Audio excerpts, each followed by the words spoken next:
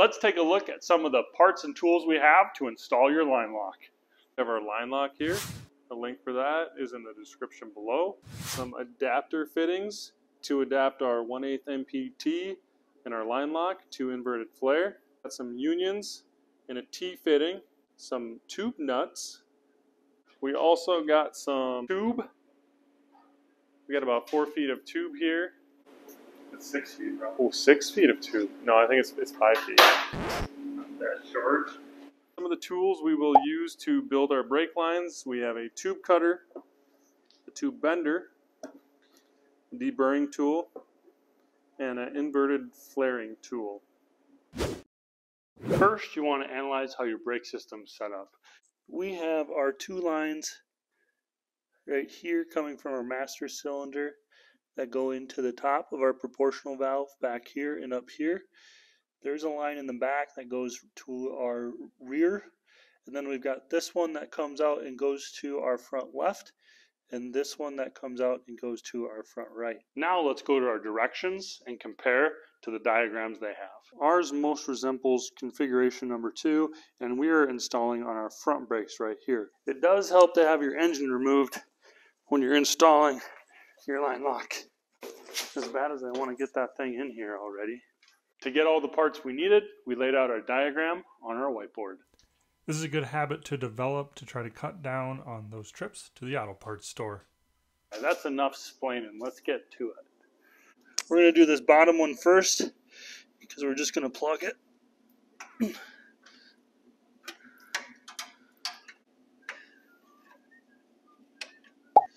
it goes. Alright, we're taking this top one off to get working on the T. I think that's it. Yep. Removing this bolt that's holding our brake line in. We have a little more flexibility. We adapted from our plan and found that we could bend our tubing coming from our front right upwards and splice in the tubing coming from our front left into a T. Nice, and then we'll point it this way. Yeah, sure. From there, we could connect our T to our line lock. Were we too far? Oh. T on there? Yeah. Sure, why not? So we have our flare fitting coming from our front right to our T, and now we're lining up so that we can do our flare fitting to our front left and connect that.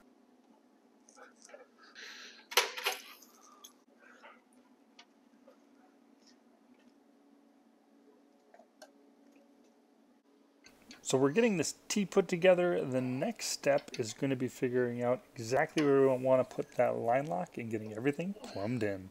I put my fender back in place to try to get an idea of where I would want to install this line lock device. Originally I was looking up here. Now I'm actually looking at installing it on the firewall tucked up in here. I like that because it's close to all my brake system, and I won't have to worry about my steering or my shifter getting in the way. And on the right side, I can put the brake sensor. The top hole is where it goes in from our brake system, and then the bottom hole is to our T and front brakes, and then this hole on this side would get plugged. The brake system on the El Camino is run by a switch on the brake pedal, but since we're installing this line lock, there will be times where the front brakes are locked and we don't have our foot on the brake pedal, so we've got to install this switch. Right now we're spacing things up to make sure that this is a good fit. And it looks like it's a good fit, so time to remove this fender, start install. Alright, since this hole is where this is going to end up, I'm going to permanently install it, and before I do that, we've got to add some Teflon.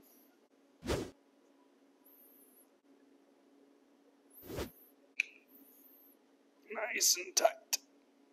There we go. Now we plug the hole on the opposite side.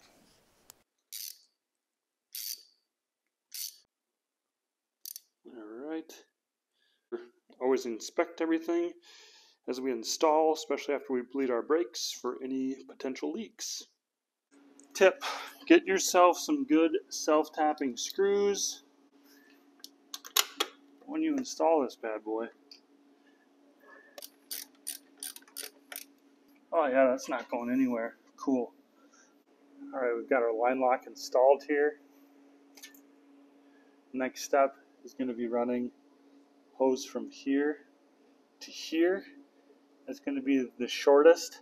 Then next step is going to be running the main line in from right there, that hole there, all the way up to this top. All right, after going back and forth, I think I've got this line, hoping I got enough room to cut and make a inverted flare right there. We're gonna make it as short as we can and see if this will work. Cross our fingers. That's right. We need to put on an adapter here. Shoot! Let's get that adapter on. 1/8 NPT to 3/16 inverted flare. Now we caught some threads. Flare fitting so they just get smashed up in there. So we pretty much just want to get them as tight as you can. Boom shakalaka. Alright, you guys. Now we just have the last line going from here down to our proportion valve.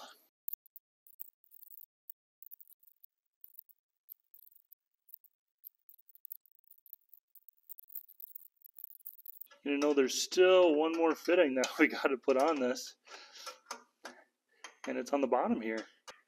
It's upside down. It's the opposite when it's upside down. Okay. Try that. We plugged up our bottom hole, which used to go to our front right. We've got a line going from our used to front left up to our solenoid.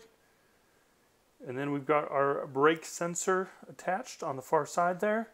And a line going to our T coming out of our solenoid, going to our front left and our front right. What came in our kit was a 5 amp inline fuse, a switch, and a light.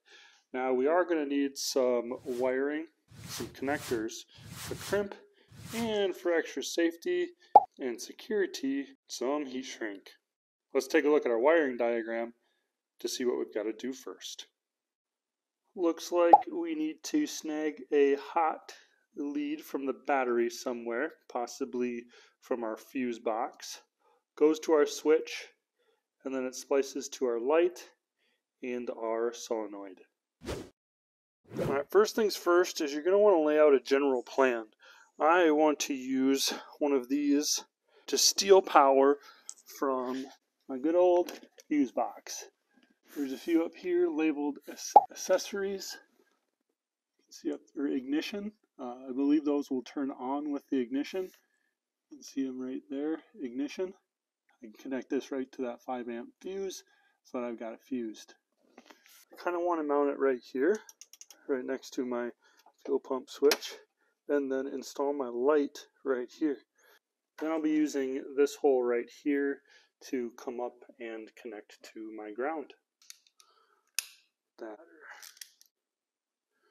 There we go.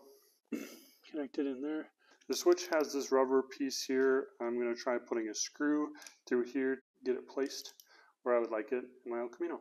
Well, I didn't realize my camera fell down, but I got this screwed in. One screw on the bottom, one screw on the top. Now it's time to take this off, put my light here, and connect everything.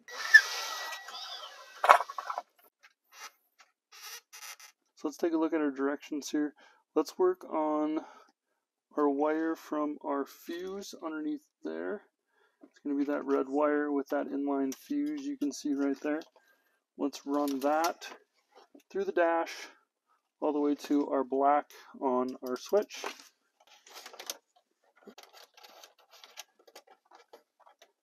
There we go. Okay, so then we got that in there.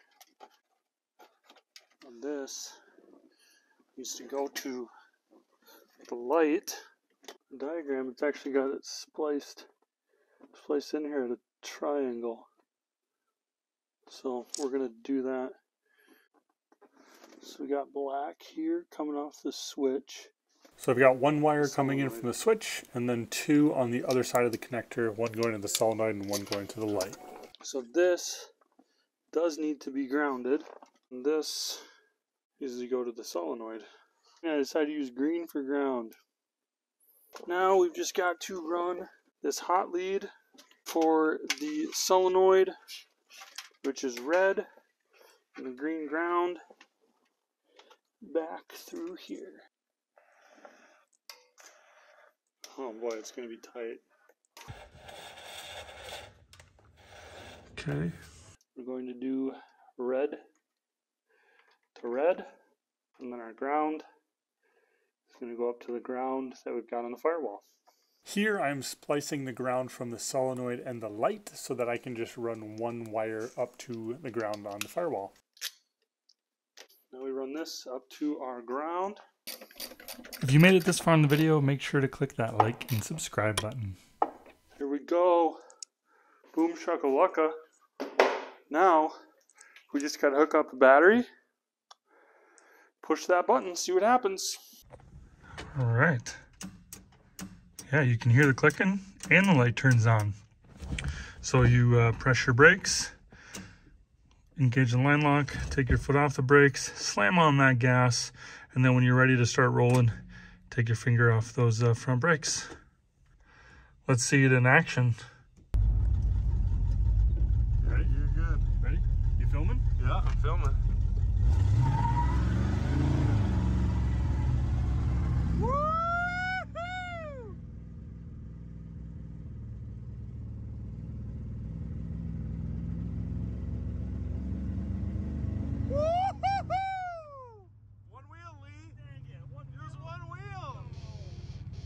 Thanks for watching this episode of The Roy Garage. If you enjoyed the Meano Camino, want to see some more videos, you can click that link in the upper left. And make sure you hit that like and subscribe button. We'll catch you next time on The Roy Garage.